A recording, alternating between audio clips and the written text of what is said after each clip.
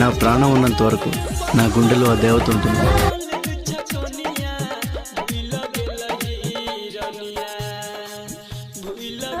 చూడు బేటా, ఆగిపోవాలనుకుంటే